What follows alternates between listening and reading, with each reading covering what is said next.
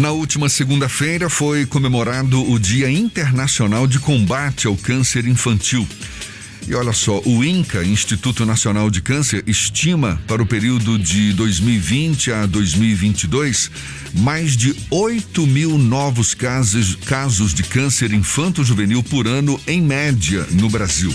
Com isso, claro que é super importante saber identificar os sintomas, os sinais de tumores na infância, já que a pandemia da Covid-19 dificultou e tem dificultado o diagnóstico precoce, tendo aí, portanto, afastado as famílias dos consultórios médicos também. É bom lembrar que esse diagnóstico precoce é de extrema importância para a recuperação do paciente. A gente aprofunda mais o assunto conversando agora com o presidente da Sociedade Brasileira de Oncologia Pediátrica, o médico oncohematologista Cláudio Galvão, nosso convidado aqui no Issa Bahia. Seja bem-vindo. Bom dia, doutor Cláudio. Bom dia, muito obrigado pelo convite. A gente que agradece pela sua disponibilidade. Como é que a gente pode identificar os sinais ou os sintomas de que uma criança pode estar sendo acometida por um tumor, um tipo de câncer? Porque eu andei lendo a respeito aqui, na maioria dos casos, esses sintomas são difíceis de ser reconhecidos. Isso é verdade, doutor Galvão? Não, geralmente são situações comuns.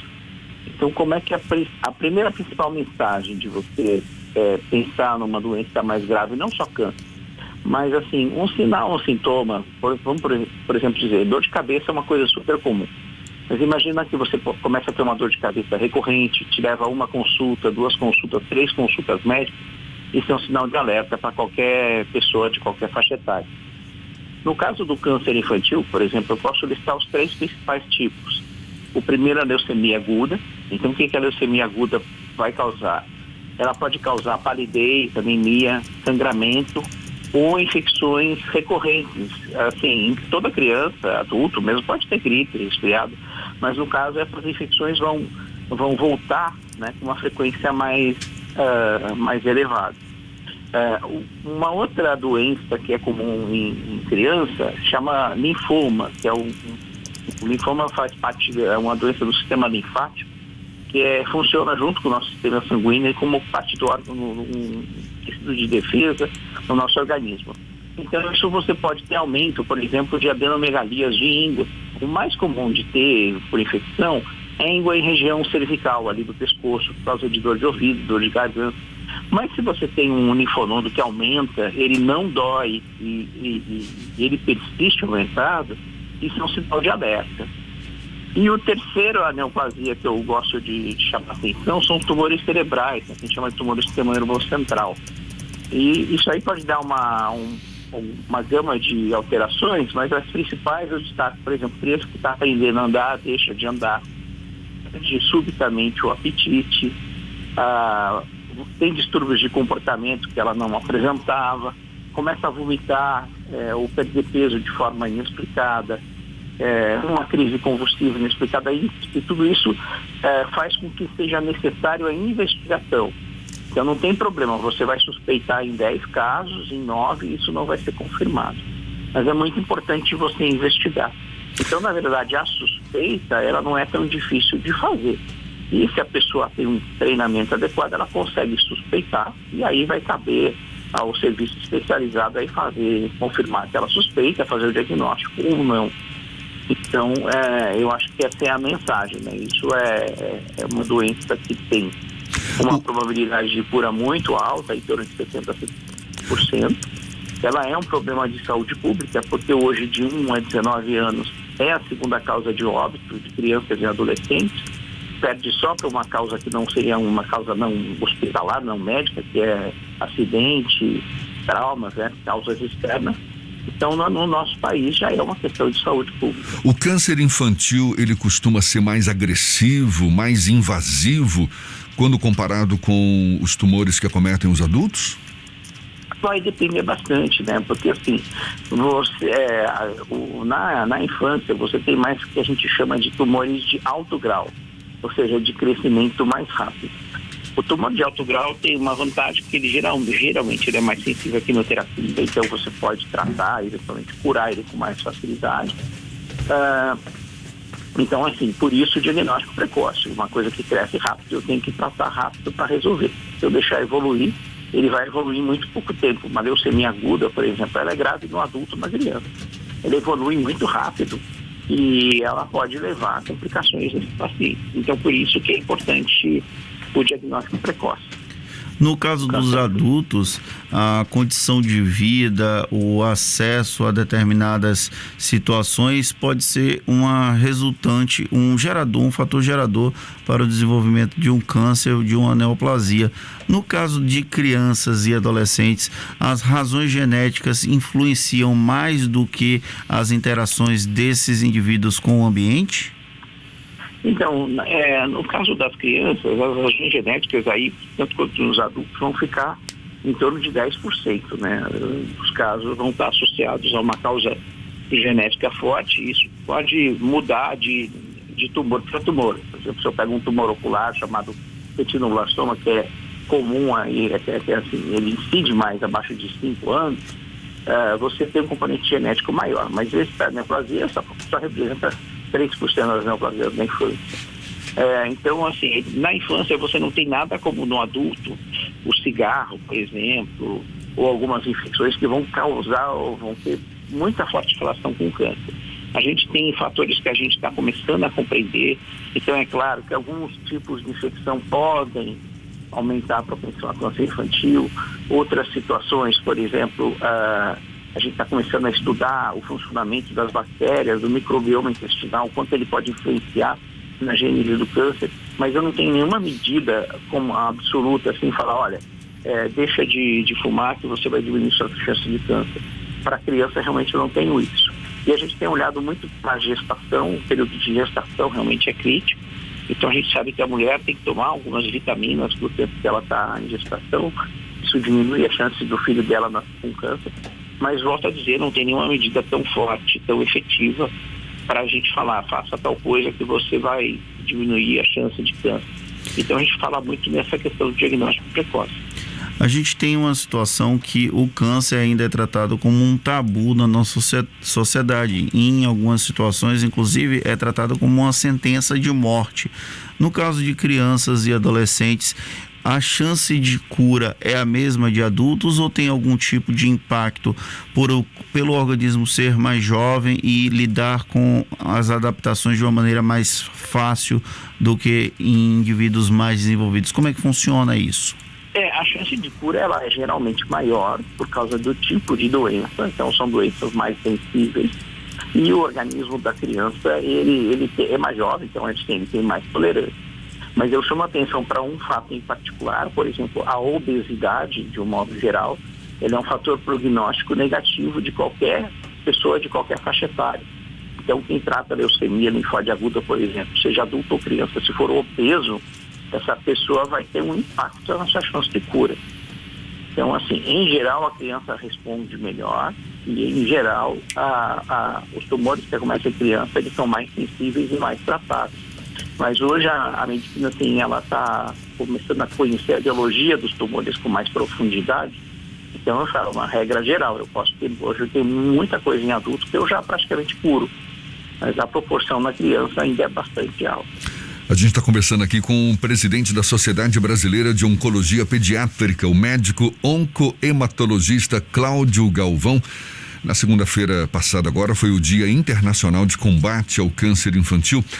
Doutor Cláudio, no Brasil, o tempo entre a percepção de sintomas de algum câncer infantil e a confirmação do diagnóstico, às vezes é longo, não é verdade? E por conta disso, muitos pacientes acabam chegando ao tratamento já em fase avançada da doença. Tem até um dado do Instituto Nacional do Câncer de que mais de 80% dos pacientes que iniciaram o tratamento da doença chegaram ao hospital sem diagnóstico.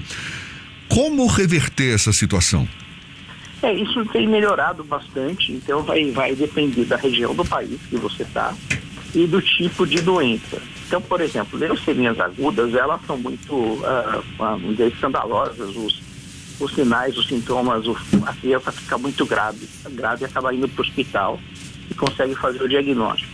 Mas tem alguns tumores que realmente eles podem levar a um atraso. Você pega tumor ósseo, que se confunde com trauma, ele pode ficar circulando nos serviços.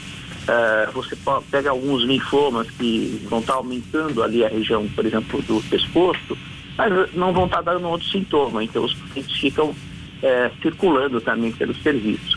Então, se tem feito várias entidades locais, é dado treinamento aí, desde para médico, para gente de saúde, para fazer a suspeita diagnóstica.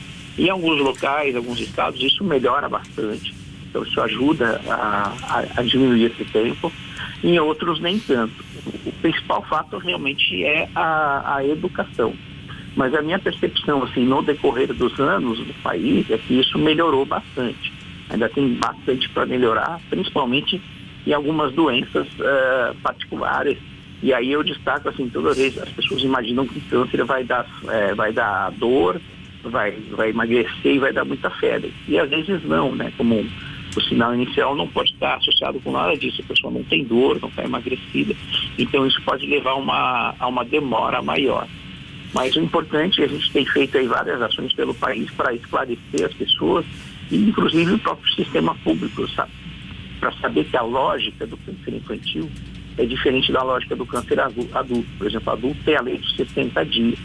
60 dias para o câncer infantil é tempo demais, né? Então, eu acho que o sistema a gente vai precisar melhorar e fazer política de câncer infantil. Para que se entenda que isso é grave, então, assim, ele precisa ser investigado logo para começar o tratamento logo. Eu ia questionar exatamente sobre o acesso no sistema público de saúde de crianças que estejam com sintomas e acometidos por um eventual caso de câncer. Como é que funciona? O Brasil garante o acesso e o tratamento contra o câncer para essas crianças e adolescentes? Então, isso é garantido pelo próprio SUS, né? E você tem ali incluída a Política Nacional do Câncer. Então, o que acontece também, o Brasil é muito heterogêneo nesse aspecto. Algumas regiões estão muito bem servidas de serviços. O que eu destaco é que o câncer infantil, por exemplo, o número de casos comparado com o adulto é relativamente pequeno, então não posso ter um centro em cada cidade. Então, muitas vezes as pessoas precisam viajar bastante para chegar no centro. E é uma realidade que a gente talvez não possa mudar, porque eu não posso, por exemplo, criar um centro de câncer infantil numa localidade onde vai haver 3, 5 casos por ano. Aquilo não vai ser viável, economicamente sustentável. Então, o acesso em geral para boa parte do país tem sido já classificado como bom. Então, muitas vezes, claro, você aí está na Bahia, algumas localidades do interior, infelizmente o paciente tem que se deslocar. Eu realmente não vou conseguir fazer um serviço ali, não tem demanda, não tem mão de obra para você fazer, não tem justificativa para você fazer o serviço. Agora, o que a gente vive agora é que, assim, eu creio que o câncer tem que ser colocado como prioridade. Muitos dos serviços pelo país, eles têm acoplado estruturas, ONGs que captam dinheiro de doação, etc., para poder fazer o serviço funcionar. E com o ano de 2020, a pandemia impactou muito isso. Então, muitos serviços de oncologia pediátrica no Brasil estão sofrendo de falta de recursos por conta da pandemia. E como assim, a política pública, ela às vezes enxerga o câncer infantil misturado com os outros cânceres, às vezes o recurso que chega para o câncer infantil, ele é bem menor do que deveria. Porque é um paciente que, apesar de a chance de cura ser grande, crianças elas precisam de longo tempo de internação, elas precisam de muita mão de obra especializada, então acaba se tornando um tratamento caro. Dr. Cláudio, para a gente encerrar, eu fico aqui imaginando, certamente a severidade, não é, de um câncer, as sequelas decorrentes do tratamento podem marcar a história da criança de uma maneira muito única. Ou seja, mais cedo ou mais tarde ela vai precisar saber o que está acontecendo com ela. Agora, qual seria o momento ideal e a forma de abordagem na hora de comunicar para a criança que ela está sendo acometida por um tipo de câncer? Isso é uma decisão que deve ser resolvida, deve ser tomada em conjunto, médico, família e psicólogo também? É que assim, aquela cultura que tinha de não contar que a pessoa tinha câncer, que era mais antigo, isso caiu por terra, né? Isso desapareceu. exceto se for uma situação muito particular de alguém com risco iminente de suicídio. Então, para a criança, você conta conforme a faixa etária que ela tem e a compreensão que ela tem. Em geral, a gente sempre dá as linhas gerais do tratamento para ela. A gente não entra em detalhes com crianças menores de riscos, de alguma, por exemplo, detalhes que possam assustá-la naquele momento. Mas você nunca mente, você nunca deixa de contar, diz que é outra coisa, isso jamais você vai fazer. Então você vai sempre informar e vai adaptar a linguagem e a informação, a quantidade de informação, aquilo que é compatível com a idade daquela criança. Claro que a gente às vezes tem sempre ajuda de psicólogo, de equipe de outros profissionais, mas aquela coisa assim, câncer não conta, isso caiu, isso era no tempo dos meus avós, da minha mãe, às vezes até. Agora a gente sempre fala, não tem omissão de informação. Que a gente não faz, às vezes, é realmente assim, adaptar, né? Eu não falo, você tem um risco de 1% de morrer, eu não fico detalhando essas coisas, algumas coisas que eu eventualmente detalho para os pais. Quando chega na adolescência, aí eu já tenho que ser mais amplo e mais claro, eu não posso realmente aí dourar demais a pílula, mas eu sempre tenho cuidado com a linguagem, eu sempre tenho cuidado de como eu vou abordar isso. Eu confesso que eu nunca tive grande tipo de problema, tem alguns casos em particular que eu lembro, mas a gente sempre trabalhou com a verdade. Aí eu estou formado em medicina há mais de 25 anos, trabalhando com câncer infantil nesse período também, e eu confesso que eu nunca vi grandes dificuldades em poder abordar direto o diagnóstico, exceto, claro, que a criança foi muito específica.